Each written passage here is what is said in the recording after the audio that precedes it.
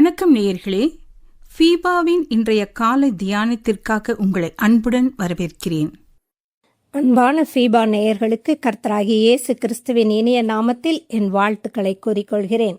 இன்றைய தியானத்திற்காக நான் எடுத்துள்ள வேத வசனம் 1 சாமுவேல் 15ஆம் அதிகாரம் 23ஆம் வசனம். இரண்டகம் பண்ணுதல் பில்லி சூனிய பாவத்திற்கும், முரட்டாட்டம் பண்ணுதல் அவபக்திக்கும் விக்கிரக ஆராதனைக்கும் சரியாயிருக்கிறது. இஸ்ரவேல் ஜனங்கள் நியாயாதிபதிகளின் காலத்திற்கு பிறகு மற்ற தேசங்களைப் போல எங்களையும் ஆள ஒரு ராஜா எங்களுக்கு வேண்டும் என்று கேட்டபோது கர்த்தரால் அபிஷேகிக்கப்பட்டு தெரிந்தெடுக்கப்பட்டவர் சவுல் ராஜா. ஆனால் அமலேக்கியரை முற்றிலும் சங்கரித்து அழித்து போடு என்ற கட்டளைக்கு முழுமையாக அவர் கீழ்ப்படியாமல் அரைகுறையாக கீழ்ப்படிந்து இரண்டகம் பண்ணி தேவனை விசனப்படுத்தினார். அது மட்டுமல்ல, சாமுவேல் அவர் செய்த இந்த பாவத்தை சுட்டி காட்டிய போது முரட்டாட்டமாக அதை மறுத்தார். சவுலின் வீழ்ச்சிக்கு காரணமான இன்னொரு பாவம் இது, முரட்டாட்டம் அல்லது பிடிவாதம் என்பது.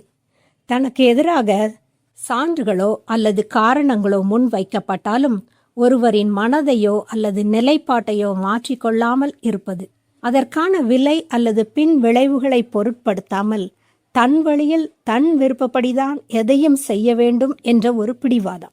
ஆவிக்குரிய ரீதியாக சொல்வோமானால் கர்த்தருடைய வழிகாட்டுதலுக்கு கீழ்ப்படிய மறுக்கும் மனப்பான்மையே முரட்டாட்டம் பண்ணுதல் என்று சொல்லலாம். சாமுவேல் சவுலிடம் கர்த்தர் அமலேக்கியரையும் அவர்களுக்குண்டான எல்லாவற்றையும் அழிக்கச் சொன்னாரே, என் காதுகளில் ஆடு மாடுகளின் சத்தம் கேட்கிறதே என்று கூறும்போது கூட தாம் தேவ கட்டளைக்கு கீழ்ப்படியவில்லையே என்ற எண்ணம் சவுலுக்கு உண்டாகவில்லை. தன் தவறை நியாயப்படுத்த விரும்பினார். வாசிப்போம் 1 சாமுவேல் 15ஆம் அதிகாரம் 15ஆம் வசனம்.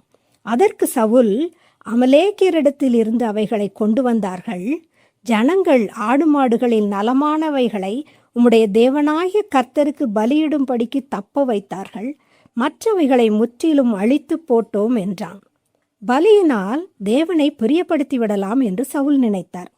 தேவனின் அன்பையும் தெரிந்து கொள்ளுதலையும் சாமுவேல் தீர்க்கதரிசி சுட்டி காட்டியும் சவுல் பிடிவாதமாக தான் செய்தது தவறில்லை என்பது போல பேசினார். அடுத்து, ஜனங்கள்தான் பலியிடுவதற்காக ஆடு மாடுகளில் பிரதானமானவைகளை பிடித்து கொண்டு வந்தார்கள் என்று பழியை ஜனங்கள் மீது போட்டார். ஒரு நல்ல தலைவனாக செய்த தவறுக்கு பொறுப்பேற்பதற்கு பதிலாக ஜனங்களை குற்றம் சாட்டினார். சவுல் தன் சொந்த விருப்பத்திற்கும் அதிகாரத்திற்கும் ஏற்ப செயல்பட்டு எது சிறந்தது என்று அவர் நினைத்தாரோ அதை செய்தார். நான் பாவம் செய்தேன் என்று கடைசியில் கூறினாலும் மற்றவர்களுக்கு முன்பாக தான் கனம் பண்ணப்பட வேண்டும் என்பதே அவரின் நோக்கமாக இருந்தது. அவர் பிடிவாதம் அவரை ஆணவம் கொள்ள செய்தது. வளைந்து கொடுக்காமல் நான் செய்ததுதான் சரி என்று வாதிட வைத்தது. அவருடைய இருதயத்தை கடினப்பட வைத்தது. தாவீதை கொல்வதிலும் கூட சவுல் பிடிவாதமாக இருந்தார். சாமுவேல் இந்த முரட்டாட்டத்தை தேவன் வெறுக்கிற விக்கிரக ஆராதனை பாவத்துக்கு இணையானது என்று கூறுகிறார். விக்கிரக ஆராதனை என்பது வேறு தெய்வத்தின் சிலைகளை வணங்குவதை குறிக்கிறது.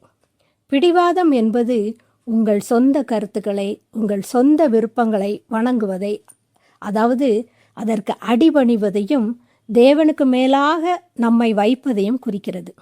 வேதாகமத்தின்படி விக்கிரக ஆராதனை செய்பவர்களுக்கு மரணம் என்பது ஆக்கினை தீர்ப்பு. பிடிவாதமாய் இருப்பவர்கள் ஆவிக்குரிய ரீதியில் மரணமடைந்து விட்டார்கள் என்று அர்த்தம். பிரியமானவர்களே, தேவனுடைய வார்த்தையை வாசிக்கவும் அதை விசுவாசித்து ஏற்றுக்கொண்டு அதற்கு கீழ்ப்படியவும் உங்களை ஒப்பு கொடுக்காமல் உலக ஞானவான்கள் சொல்வதை கேட்டு தேவனுக்கு விரோதமாய் நக்கலாய் பேசிக்கொண்டு பிடிவாதமாய் இருக்கிறீர்களா? ஒரு கணம் சிந்தியுங்கள். இந்த பிடிவாதத்தினால் சவுல் தன் ராஜ்யபாரத்தை இழந்தார், தன் மன நிம்மதியை இழந்தார், கடைசியில் கொடூரமான மரணத்தை சந்தித்தார் என்பதை நினைவில் கொள்வோம். நாம் எந்த விஷயத்தில் பிடிவாதமாயிருக்கிறோம்? யாரை மன்னிக்க முடியாமல் பிடிவாதமாயிருக்கிறோம்? எது ஆண்டவர் சமூகத்திற்கு நம்மை வரவிடாமல் பிடிவாதமாய் இருக்க வைக்கிறது? ஒரு கணம் நம் மனதில் அதை யோசித்து பார்ப்போம். ஜெபிப்போமா?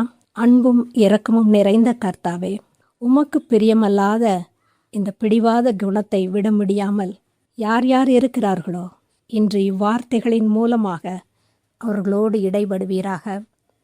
சிலுவையில் நீர் சிந்தின இரத்தத்தின் மூலமாக எங்கள் ஒவ்வொருவரையும் கழுவி முரட்டாட்ட சுபாவத்தை முற்றிலுமாக எங்களிடமிருந்து எடுத்து போட்டு கீழ்ப்படிதலின் ஆவியை எங்களுக்கு தாரும்.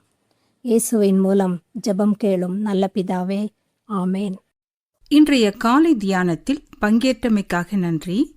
உங்களது கருத்துக்களை பகிர்ந்து கொள்ளவோ மேலும் விவரங்கள் அறிந்து கொள்ளவோ 9458585042 என்ற எண்ணிற்கோ அல்லது info@fibaonline.org தொடர்பு கொள்ளவும்.